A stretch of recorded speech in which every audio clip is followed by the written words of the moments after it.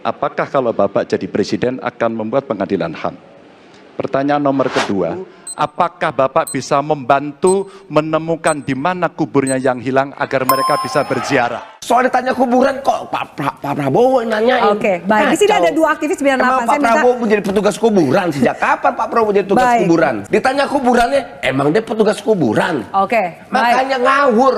Baik, makanya silakan. Enggak, saya bukan apa-apa, itu bukan pertanyaan ngawur. Itu kan wajar aja orang berbahasa. Itu kan biasa tanya mana kuburannya. Artinya persoalan ini kok nggak selesai-selesai. Ada orang hilang yang belum diketemukan. Kalau dia meninggal di mana kuburannya? Iya, itu kan biasa aja. Debat gitu itu kan itu berdasarkan dokumen loh. Debat itu ilmiah. Dokumen di ada DKP kelasnya. Itu kan ya. jelas. Ini debat itu ilmiah. Maksud saya begini, karena mungkin terlalu semangat ya, ada yang nyemangatin dari belakang. Jadi bahasa Maksudnya terdengar siapa tinggi. nyemangatin? Nadanya tinggi. Ada yang sebetulnya kalau lagi tenang kan bisa dijawab. Maukah membantu menunjukkan di mana kuburnya? Lalu yang kedua, untuk berziarah. Kan sebetulnya bisa dijawab Mas Ganjar, gitu ya. Sama dong, jangan cuma Mas Anies, Mas Ganjar, koma. Kalau nanti dari pengadilan itu kita tahu di mana kuburannya, ya kita tunjukkan. Gitu. Baik. Kan enak kan gitu ya. Isu ini itu tidak boleh dikeluarkan berkali-kali. Saya juga ngerti kalau nggak berkeluar saya tanya. Pertimbangannya sangat politis. Jangan dan menjadi sandera. Isu ini menjadi alat untuk memeras menurut saya. Memeras siapa? Ya nggak tahu. Karena ini selalu hadir terus. Tadi Prabowo bilang, ini yang saya culik aja dulu sekarang di belakang saya. Yang paling kalimatnya adalah nyatanya orang yang saya dulu ditahan, yang katanya saya culik sekarang ada di pihak saya. Itu kalimatnya. Kan tadi dibilang tendensius. Kalau saya bilang emang tendensius ke Prabowo.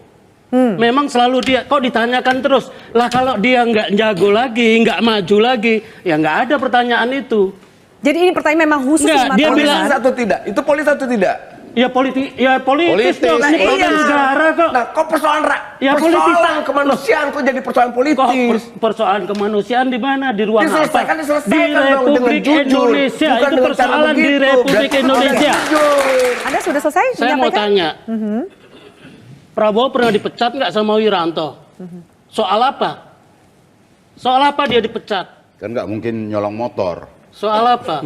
Secara internal dia sudah dipecat, dia sudah salah. Problemnya sekarang kan Prabowo tidak pernah diadili. Persis seperti kata Mas Hinton tadi, persoalannya diadili. Kita pengen tahu dia bersalah atau tidak. Keadilan yang belum ditegakkan selalu relevan untuk ditanyakan. Kompensasi korban yang belum pernah diberikan selalu relevan untuk ditagih sampai kapanpun. Nyawa yang hilang selalu relevan untuk dimintakan pertanggungjawaban. Mau 1 tahun, 2 tahun, 20 tahun, bahkan 100 tahun.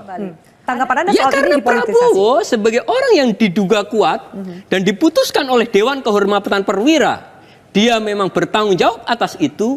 Dia mencalonkan diri dalam event politik sehingga oleh lawan ya digunakan, dan itu sah dalam demokrasi.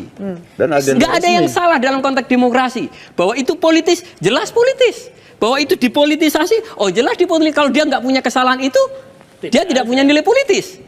Tetapi bahwa pertanyaan bahwa seluruh kandidat harus ditanya terkait kebijakan tentang HAM.